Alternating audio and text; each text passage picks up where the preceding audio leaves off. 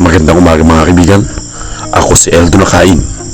Sa video ito ay aalamin natin ang pinakamalaki at pinakakinakatakutang bilangguan sa buong mundo. Sa gitna ng El Salvador, may isang lugar na tinaguro ang pinakamalaki at pinakamatapang na bilangguan para sa mga gang members sa buong mundo. Ito ang sikot. Dito, ang seguridad, kontrol, at takot ay namamayani. Pero ano nga bang buhay sa loob ng pader ng sikot?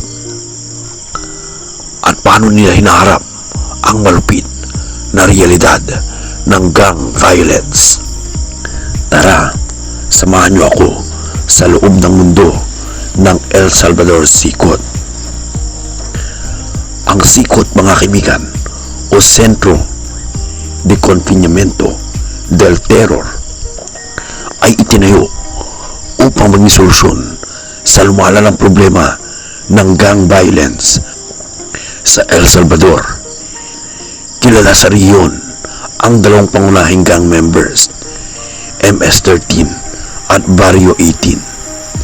Dahil sa dami ng gang members at karahasan, ang pamahalaan ay nagdesisyon na lumikha ng isang high security prison na kayang humawak ng libu-libong inmates.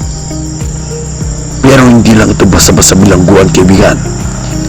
Ito ay isang lugar kung saan ang bawat galaw ng bilanggo ay pinangangasiwaan at bawat sulok ay may kamera, guard at istrikto ang pamamahala. Ang sikot ay may napakataas na seguridad.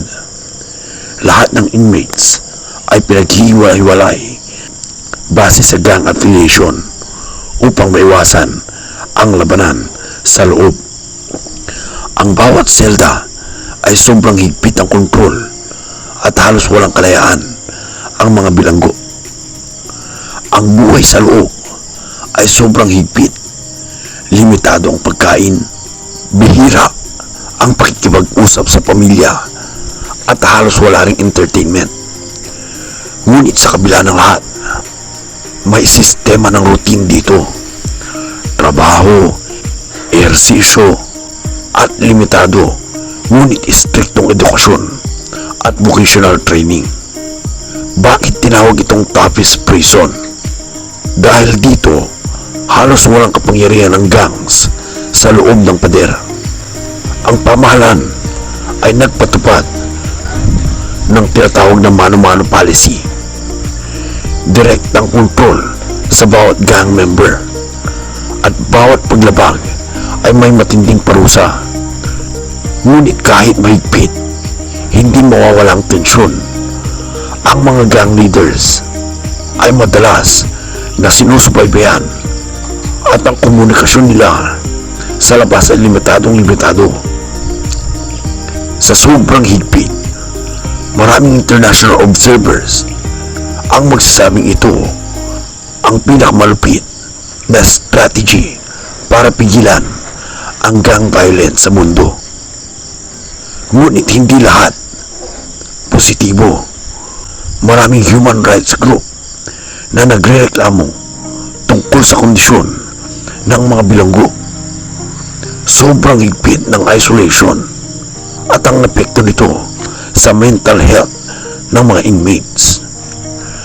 May ilan ding nagsasabi na habang nakokontrol ang mga gang sa loob, lumalakas ang kanilang impluensya sa labas sa pamamagitan ng pagmimensahe sa kanilang mga pamilya at kaalyado. Ang sikot ay simbolo ng matinding seguridad, pero isa rin itong paalala na ang problema sa gangs ay mas malalim pa sa loob ng bilangguan at kailangan din ng solusyon sa lipunan, edukasyon at oportunidad sa labas ng pader. Ang sikot ay higit pa sa simpleng bilangguan. Ito ay testamento ng isang bansa na sinusubukang pigilan ang karahasan sa pinakamulpit na paraan. Ngunit ang tanong mga kaibigan, hanggang kailan kaya mapipigilan ang mga gangs sa ganitong paraan? Kung gusto ninyo ng mas maraming videos tungkol sa matitinding istorya sa buong mundo, ay mag-subscribe, i-like, at i-hit ang notification bell para updated kayo sa mga susunod na videos sa ating channel. So that's all for now, and as always, have a nice day, everyone.